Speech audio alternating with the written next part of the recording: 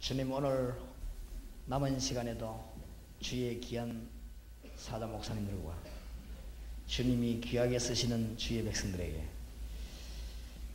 미래를 향한 하나님의 계획이 이루어지며 복잡한 세상에서 하나님의 음성을 들으며 또 사람의 이론이 많은 이 땅 위에서 하나님의 말씀을 듣는 귀한 시간이 되게 하시고, 나중에 흙것이 되고야 말 가치 없는 것에 우리의 생을 투자하지 말게 하시고, 하나님이 참으로 원하시는 곳에 우리 생을 투자하게 하시며, 또 주님의 놀라운 비밀을 구경하지 말고 누리게 하시며, 예수의 소문만 듣지 말고 영접하여 은혜 받는 참 응답을 받는 저희들이 되게 하옵소서.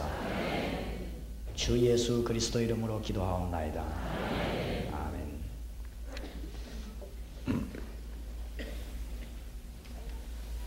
제가 아무것도 안 하는 것이 보이지만은 우리 교회와 지역 안에 정말로 저를 위해서 말고 우리 주님을 위해서 일꾼들, 일할 수 있는 일꾼들을 많이 뒤에서 자꾸 키웁니다. 그게 복음 전하는 일이 아주 핵이 되는 것이기 때문에, 그래서 많은 분들이 그걸 알고는 이제 많이 부탁을 하고 그렇게 합니다. 그렇게 해서 많은 일꾼들을 도와주고, 복음만 전거되면 우리는 모든 것이 다 된 것이니까. 그래서 여러분이 지금부터 현장을 살필 때 어디서 말씀을 펴겠냐, 그 다음에 어떤 일꾼을 중심해서 문을 열겠냐, 또 어떤 사람을 사역자로 내보내겠냐, 이런 일들을 위해서 기도 많이 하시면 하나님이 문을 자꾸만 열어주시게 됩니다. 자, 그러면 말씀 들고 나갈 사역자에게 아까 시간에는 복음의 핵심을 얘기했습니다. 지금은 뭘 얘기해야 되느냐, 제6강입니다. 말씀 들고 나가기 전에 마음속에 뭔가를 품고 있어야 됩니다. 이것은 교회를 몇 개 짓는 것보다 더 큰 축복을 받습니다.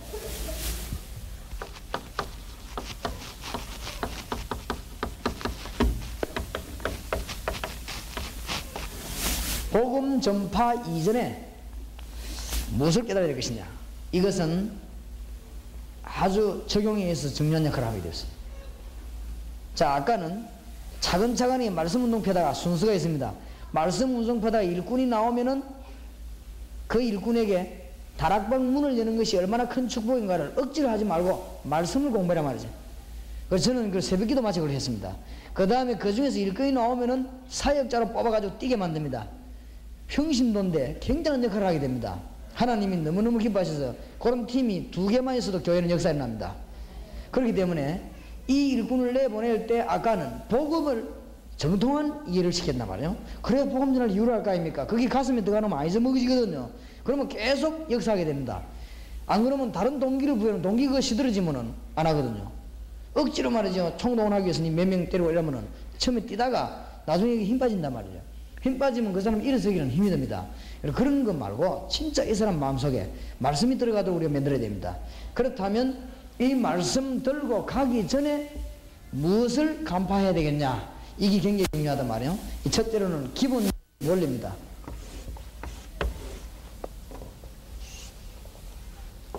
건물만 세우는 것이 아니란 말이죠.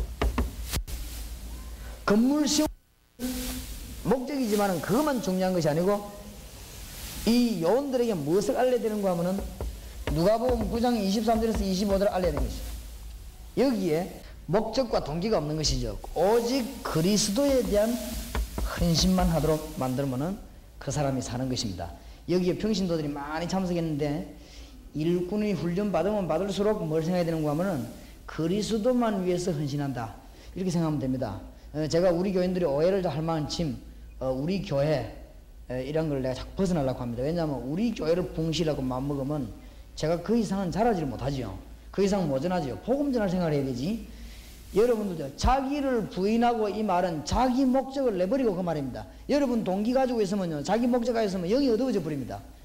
완전히 하나님 바라봐 버려야 되지. 여기 참석인 그분 이게 아무것도 아닌 말처럼 보이지만 굉장히 중요합니다. 전도 요원으로 나갈 사람에게는 너무 중요한 말이 됩니다. 그냥 적당히 살다 죽을 사람 필요 없지만은, 그래도 이 하나님 일을 진짜 하려고 하는 사람은 주님에게만 현실해야 되는 것입니다. 그 다음에 뭘 가르쳐야 되느냐? 헌신보다 더 중요한 게 있단 말이야. 헌신보다 더 중요한 것은 뭡니까? 생명입니다. 고린도전서 3장 11절. 이 작업을 당신이 하는 것이다. 그러면 율법의 인도를 받는 게 아니고 뭘 인도를 받지요? 성령의 인도를 받는 것입니다. 이러면은 이런 도로 가는 것이죠. 그래서 이 일꾼이 나갈 때 뭘 깨달아야 되는가 하면은 사역자를 내보낼 때 지금 현재 성도의 상태를 알려야 됩니다. 꼭 명심해야 됩니다. 교회당 짓는 것도 중요하지만 그보다 더 큰 중요한 것이다. 하나님은 건물보다 사람을 중요하시기 때문에 여러분이 진짜 복을 받아야 돼요. 이 사역자가 나갈 때 이 일을 하기 위해서 메시지 들고 나갑니까? 아까 메시지 내용을 가지고 이 작업을 지금 한단 말이에요. 이 작업을 하기 위해서는 성도들의 상태를 알고 있어야 됩니다. 첫째로는 성도 가운데서도 구원에 대해서 모르는 사람이 있다는 걸 알아야 됩니다. 어떤 면에서 많을지도 모릅니다. 상당히 많습니다. 그 군부대 안에 혹은 공단 안에 들어가 보면 많습니다. 구원에 대해서 모르고 있는 사람도 있단 말이에요. 이런 사람을 늘 머리에 상기하고 메시지를 전해야 됩니다. 그러면 하나님이 그 메시지를 굉장히 기뻐하실 것입니다. 굉장히 많습니다. 그 다음에 구원을 받기는 받았는데 확신이 없는 사람도 많습니다. 이것을 언제든지 머리에 명심을 해야 됩니다. 확신이 없다면 무슨 말인가 하면은 이 확신이 없다는 말은 구원에 대한 축복과 내용을 잘 모른다고 말이죠. 그런데 이것을 알려야 되는 것입니다. 사역자들이 꼭 기억해야 돼요. 그 다음에 세 번째로는 여러분이 가는 곳 말씀은 아주 충성된 자도 있다는 걸 알아야 됩니다. 이 충성된 나 물질을 딴 데서 만들지 말고 사명 감당하도록.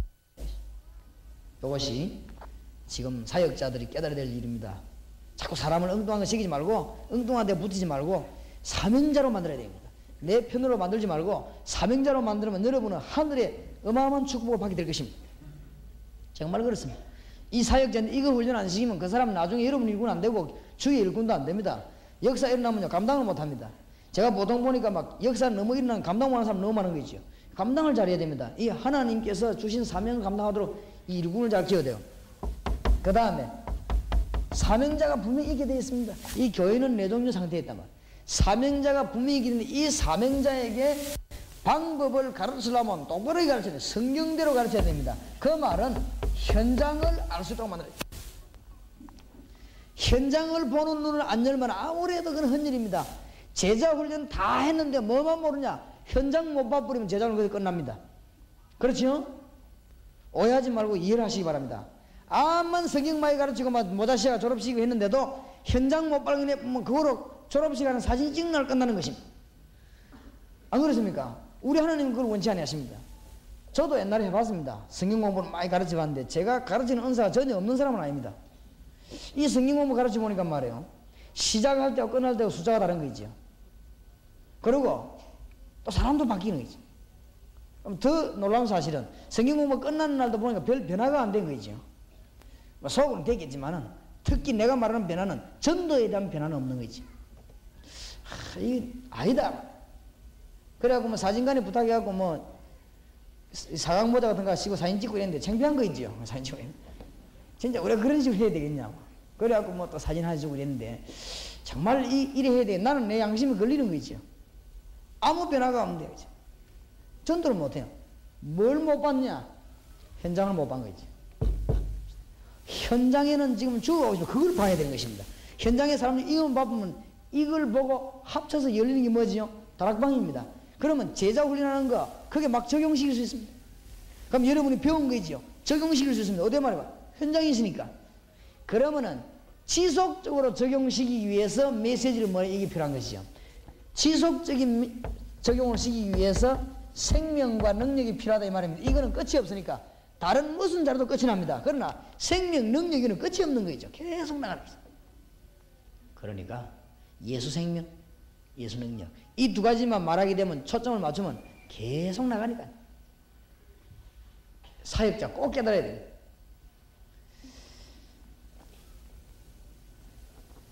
그래서 다락방 보호만 요소 이거는 나중에 얘기하기라고. 자, 그 다음에 제7강 봅시다. 적어도 사역자는 메시지 5개는 분명히 이해하고 나가야 돼요. 이제 복음을 이해했으니까 그 복음을 풀 수 있는 메시지가 필요하죠. 5개 제7강.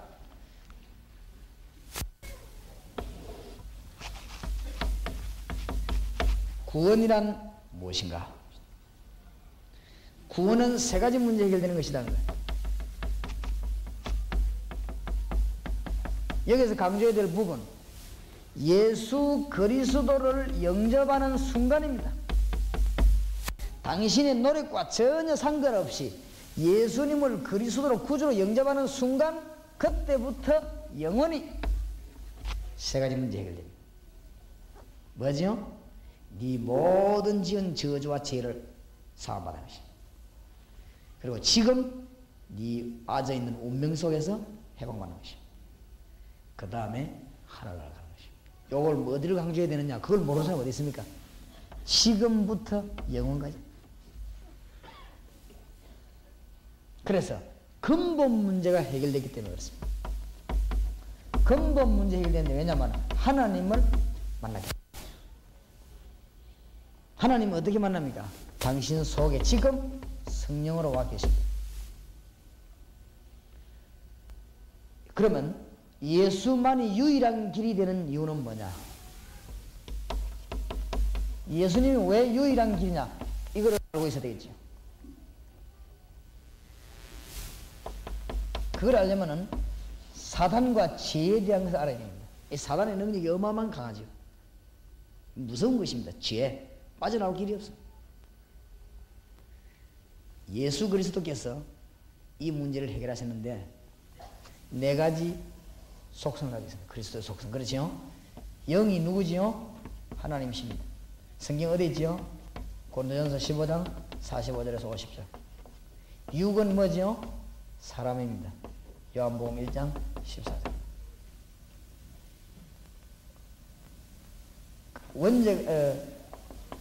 원죄가 없습니다.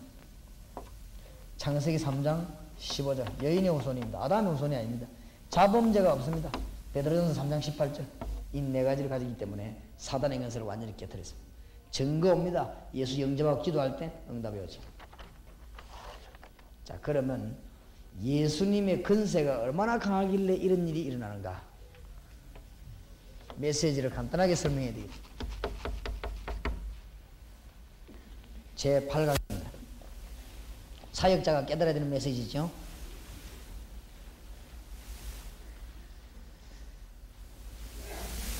구약의 멸망과 빠져나오는 길을 예언했습니다.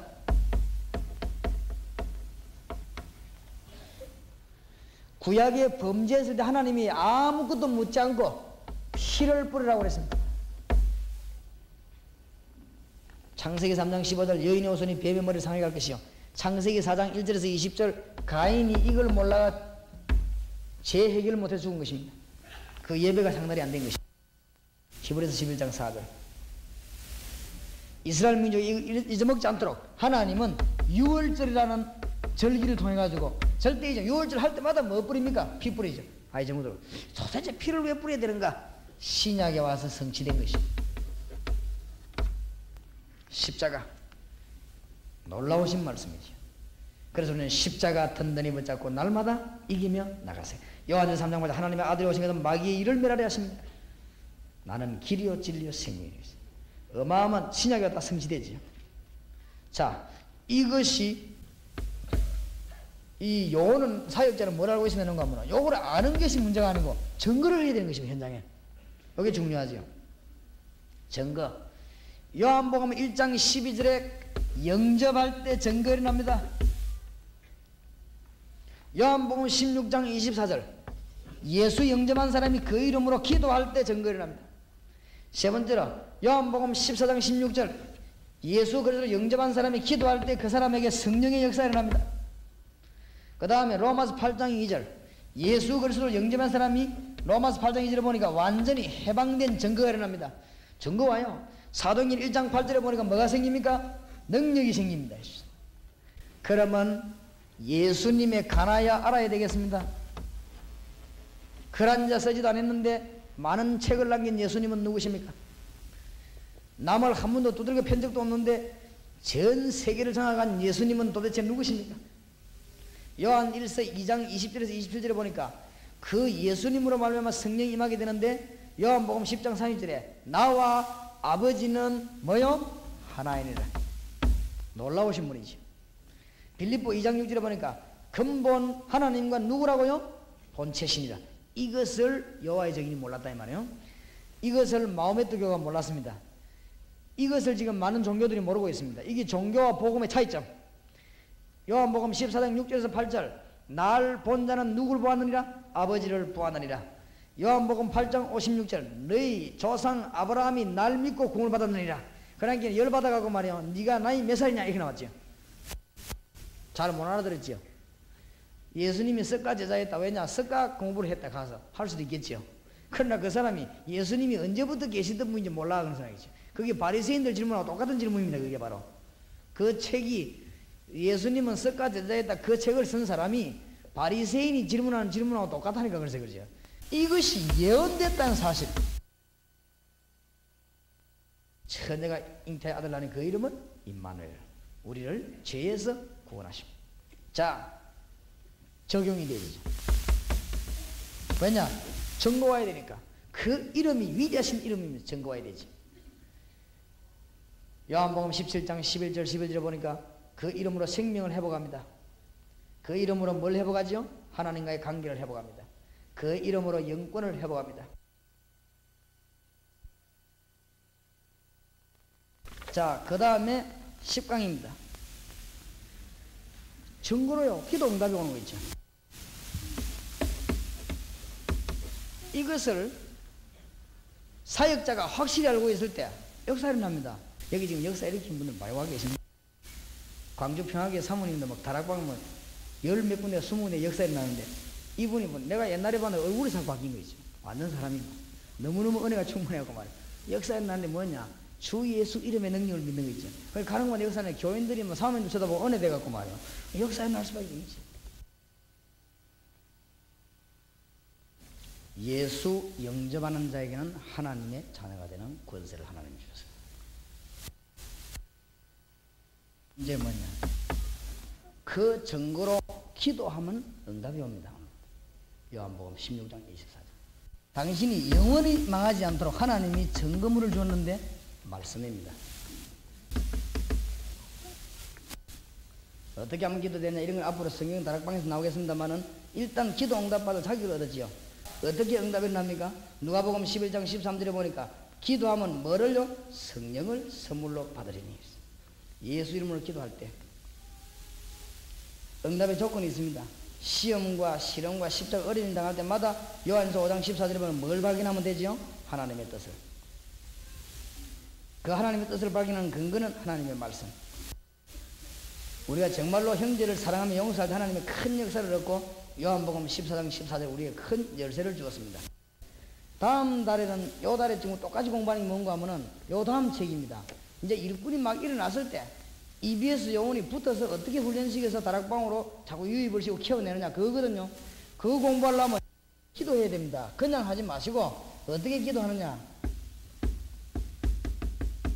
저와 여러분이 만나려면 그게 돼야 돼요. 전도에 대한 평생 기도 나오는데 이 정식 기도가 계속 나오다 보면은 그 다음에 뭐가 되는 줄 압니까? 무시로 기도가 되는 거예요. 이게 되지만은 신앙이 성장 안 할 수가 없죠. 기도 응답 안 되는데 어떻게 믿음이 성장됩니까? 자꾸 불평불만 나옵니다. 기도 응답이 안 되니까 자꾸 염려 나오죠. 그 자꾸 헛소리하고 그럽니다. 교회 모여가지고. 그럴 수밖에 없지요. 기도 응답 받으면 자꾸 영적인 힘이 생기니까 사람이 자꾸 변합니다. 기도 응답 못 받으니까 뭐합니까? 인본주의 자꾸 하다가 망해버리는 거지. 기도 응답 받으면요. 뭐 누가 뭐라 해도 겁 안 납니다. 하나님 살아계셔서 응답하시는데 뭐 때문에 겁이 나겠습니까? 이런 응답이 저 오늘에 일어나고 교회가 새로워져 버린 것이. 사역자는 적어도 이걸 깨달아야 됩니다. 그 다음에 사역자가 꼭 깨달아야 될 거. 마지막 11강입니다.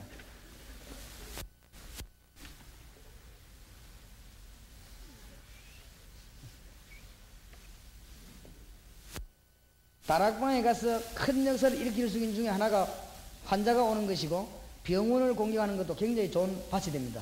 사역자는 꼭 기억해야 됩니다. 치유를 다락방에서 들을 수가 없는데 뭐 치유에 대한 이야기가 많이 있습니다만은 들을 거 없고 성경대로 병을 진단을 물론 잘해야 되겠습니다만은 병이 영혼이 병드는 과정이지요. 그래서 우리는 환자가 오면 반드시 세 가지 치료를 해야 됩니다. 영혼 치료해야 되고 그 마음을 치료해야 되고 그 다음에 육신입니다. 참고로 우리 다락방에서 와서 정신병자 치료 기도회가 난 사람 많습니다. 간판에 났는 게 아니고 이 말씀을 주어서 기도하면서 났는데 다락방에서 아주 중요한 역사 일으키게 됩니다. 그게 소문납니다. 그래가 자꾸 퍼져나가서 역사가 나는데 아주 그 평신도들이 같이 기도하다 힘을 얻고 그렇게 됩니다. 그 다음에 이제 마지막 하나만 공부하십시다. 14강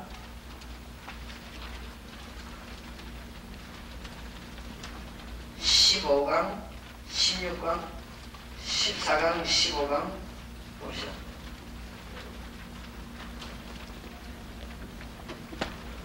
마지막으로 놓치지 말고 명심하시기 바랍니다. 14강은 지역다락방이고 15강은 이 외곽다락방입니다. 지역다락방이란 말은 무슨 말인가 하면 구역이나 기간을 이용해가지고 다락방을 많이 여는 것입니다. 많이 일어나야 나중에 교회가 폭발이 일어날 때 잡을 수 있는 근거입니다. 뭐 말인가 알겠죠? 지역 다락방을 많이 일어나야 총동원 전도를 해도 성공합니다. 지역 다락방을 많이 일어나야 새신자가 많이 들어와도 붙잡을 수가 있습니다. 지역 다락방은 금방 동원을 버리는 게 아닙니다. 지역 다락방에서 금방 역사 일어나는 그것은 어떤 면 정상이 아닙니다. 그만큼 옛날에 암당했기 때문에 그래요. 그러니까 지역 다락방에서는 말씀 포스트 듣고만 오는 것입니다. 이렇게 해서 자체 기존 신자들이 먼저 힘을 얻게 만들어요. 여기 지역 다락방 하는 일입니다. 기존 신자들이 먼저 진실하게 하나님 앞에 무릎 꿇게 만들어야 됩니다. 기존 신자들이 지역에서 모여서 기도하면서 지역 복음화 하도록 주님 앞에 무릎을 꿇어야 되는 것입니다. 그것이지 뭘 놀이갖고 막 끌어모은다 그건 좀 다른 일입니다. 지역 다락방은 한 구역 안에 다락방 하는 게 아닙니다. 문만 열리면 사명자 중심으로 여는 것입니다. 왜냐하면 지금 보통 구역은 아파트가 열채 있는 구역 한 구역입니다. 그 주로 누가 구역장하나 그 동네에서 대장이 구역장하고 그 다음에 이제 부대장이 그처럼 합니까? 근데 대장 그 죽을 때까지는 절대 구역장도 못 바꾸는 거지. 아파트 열채가 넘게 있는데 진짜로 다락방 하려면 아파트 한 채에 다락방 하나씩 해야 됩니다. 그렇죠? 이런 사명자 나와가지고 다락방끼리 인터폰 내라고 해서 말씀 높이면서 안에 있는 사람들 차근차근히 건져내는 작업이란 말이에요. 무슨 말인지 알겠지요? 지역 다락방이 너무 중요합니다. 왜냐하면 주로 중심이 전도 이전에 기존 신자를 살리는 것이 지역 다락방입니다. 많습니다. 지금 기존 신자를 죽어갑니다. 우리 이웃끼리 같이 사는데 서로 간에 기도 응답도 못 나누고 기도 못 나누고 있거든요. 이런 것을 해결해야 됩니다. 기존 신자가 든든하게 서 있는 만큼 우리가 새 신자가 될 수 있는 것입니다. 그렇죠? 이거는 눈에 안 보이는 부분이 자꾸 시도됩니다. 지역 다락방. 얼른 눈에 확 보이는 거 아닌데 지역 다락방을 많이 열어놓으면 새 신자가 그걸 통해가지고 자꾸 들어옵니다. 들어올 때 어떻게 들어오는가 하면 확실한 예수님을 염전해가지고 막 들어오게 됩니다. 이게 지역 다락방. 그 다음에 외곽 다락방은 뭔가 하면은 지금 공단 안에 중고 대학 안에 혹은 어떤 큰 단체 안에 구원받은 사람이 꽉 깔리거든요. 이걸 몽땅이 건져내는 것입니다. 이때 누구를 이용하는가 하면은 의료전도 바울도 데려가겠죠. 그 다음에 찬양팀 혹은 무슨 기능 가진 사람들 있죠. 이런 사람들이 복음의 큰 문을 여는데 너무 중요한 역할을 합니다. 찬양이 복음 문을 여는데 이용하는 것이냐? 그건 아니죠. 하나님 자체를 찬양하는 것인데 우리 신자가 찬양하는 것이 불신자 찬양을 못하잖아요. 불신자의 막힌 문을 여는 데는 찬양 이런 게 굉장히 좋습니다. 의료 이런 것이. 예를 들자면은 제가 몇 년 전에 중고등학생들 모아놓고 집회하는데 1,500명이 모인 가운데 300명이 예수님 구주를 영접하고 아니 400명이 예수님 구주를 영접하고 300명이 성경 공부 가르쳐달라. 그걸 사인해냈습니다. 300명이 한 군데 들어갔는데 그 다음에는 내가 외국어대에 들어가서 30분 설교했는데 외국어대학의 학생이 127명가량이 예수를 영접하고 그 중에서 약 100명이 우리에게 성경 지도자 성경 바로 가르쳐 공부하겠다라고 아이들이 외국어대에 써냈습니다. 천재입니다. 지금 내가 겁이 나서 못합니다. 너무 복음하는 사람이 많아요. 여러분 지금 이제 이 팀을 만들어가지고 의료팀, 찬양팀 이런 팀을 만들어서는 들어가면 이 교회 안에 폭발적인 역사를 일으킬 수 있습니다. 그래서 이 작업을 잘하는 사람을 보고 팀 사역자라고 합니다. 팀 사역자는 다음 훈련하기로 하고 일단 여러분이 이 작업을 시도해야 되는데 뭘 준비해야 되느냐? 의료진이나 찬양팀이나 할 것 없이 반드시 세 가지 조건을 가져야 됩니다. 꼭 기억해야 됩니다. 여기 찬양하는 분들이나 의료진도 꼭 기억해야 됩니다. 세 가지 기능을 꼭 갖춰야 됩니다. 첫째로는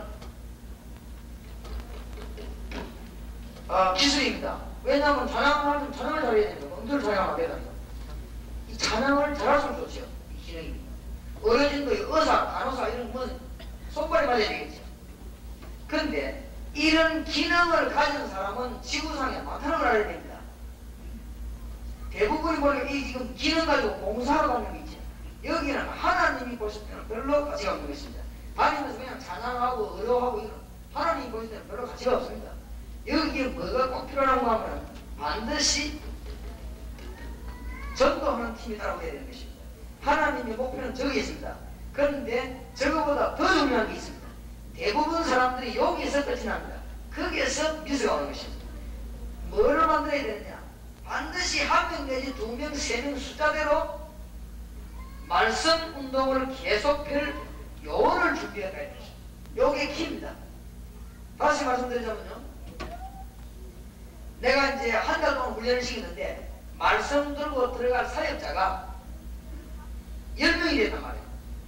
그러면은 그 10명에 맞추어서 문을 열어야 됩니다. 그러면은 10명이 연령직이 젊었구나. 그럼 내가 공단을 파고들어야 되겠구나. 그러면 공단에 어느 정도 규모로 해야 되겠구나. 이게 답이 나오죠. 이때 누가 가는가 하면 하나님의 영광 돌리는 찬양팀과 전도할 수 있는 멘토링 무슨 이런 훈련들이 좀 필요합니다.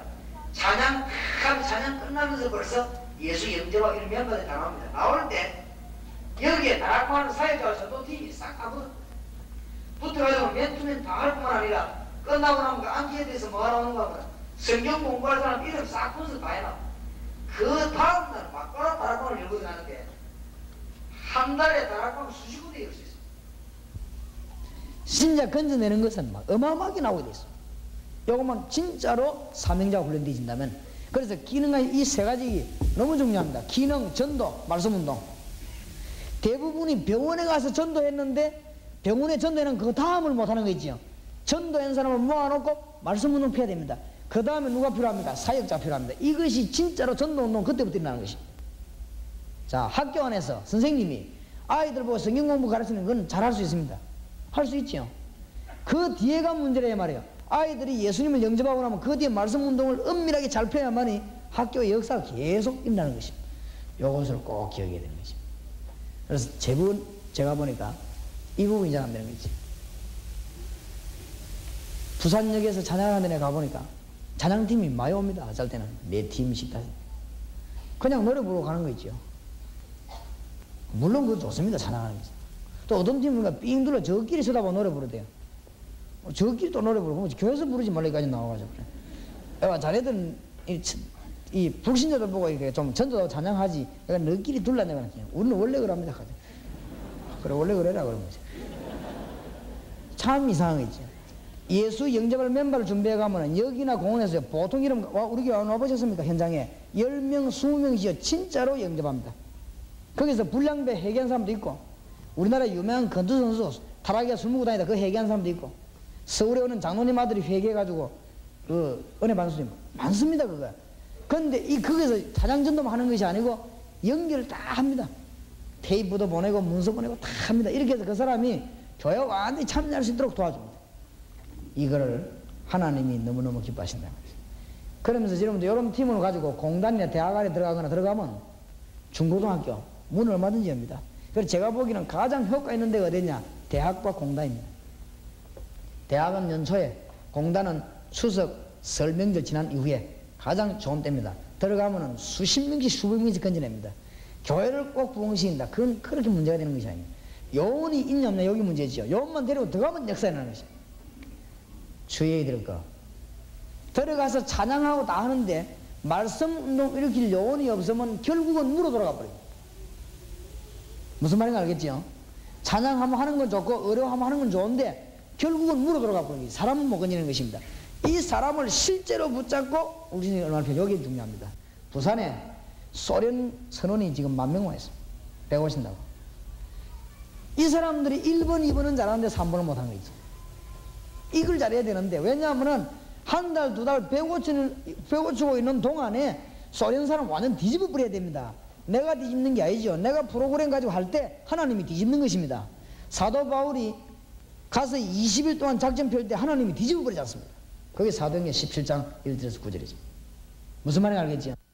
너무 중요한 것이, 사람이 하나님을 기쁘시게 하면 그 원수라도 더불어 뭐하게 되느냐? 화목하게 되느냐? 오늘 여러분 이 내용을 잘 알아들어야 됩니다. 이 지금 다락방 해나가는데 조직입니다.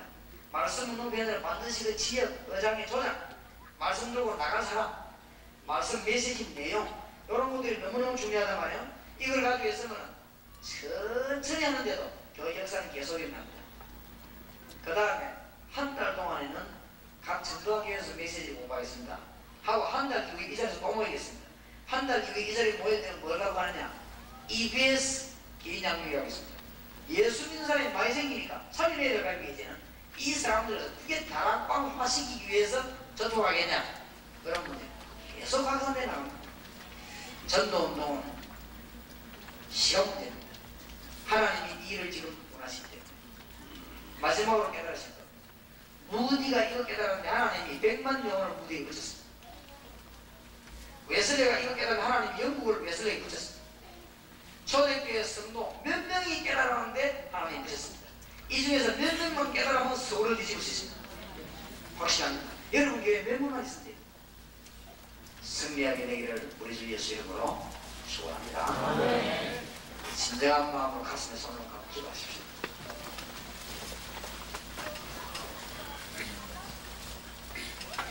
여러분, 마지막 시간이 중요합니다. 우리의 마음을 주님께 드려서 기도해야 되겠습니다. 마음을 드리지 않는다면 기도 안 하겠지요. 하나님, 우리가 정말 주님이 원하시는 일 하기를 원합니다. 우리 한 2분 동안 주님 앞에 진실한 기도를 드리십시오. 기도하십시다. 전능하신 주님, 감사합니다. 진실과 주님 앞에 서기를 원합니다.